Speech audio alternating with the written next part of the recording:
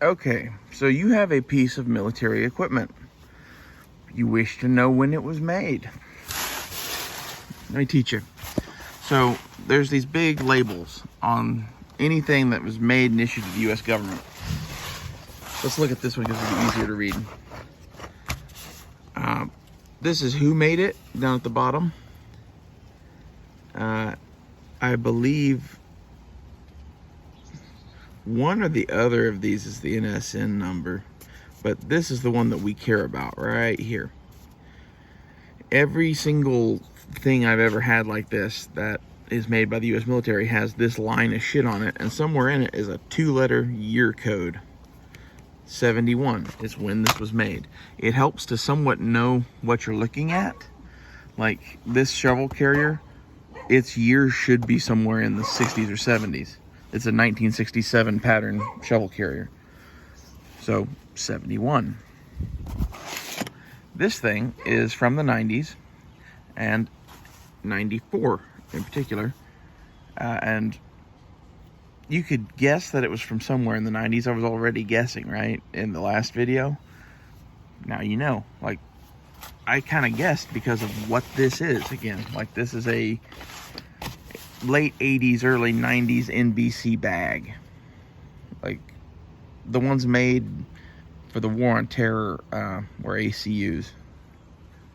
So, I don't think we made any of these after the Russia shit for Desert Storm. The Army tends to make shit in, like, batches and rushes. Fucking bullshit. Anyway, I figured someone might find this useful. It's how to date U.S. military equipment. Keep this short. I'm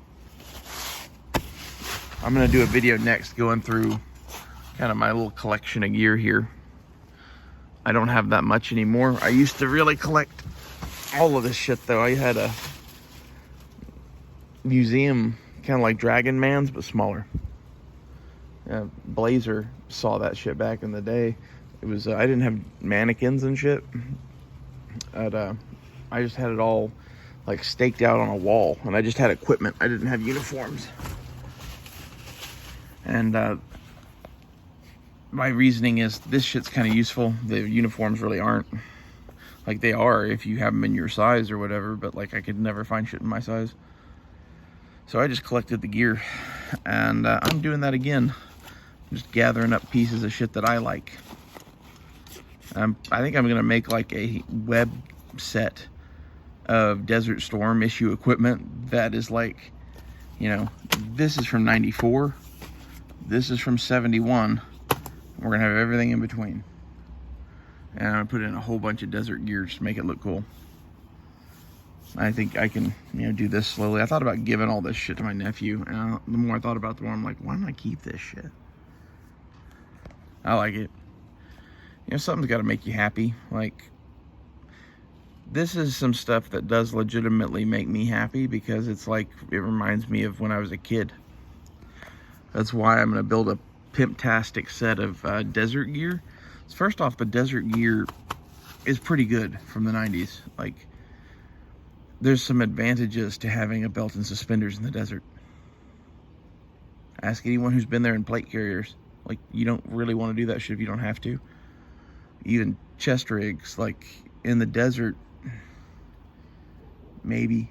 Like, the chest rig's so flexible, you can kind of do it whenever, wherever.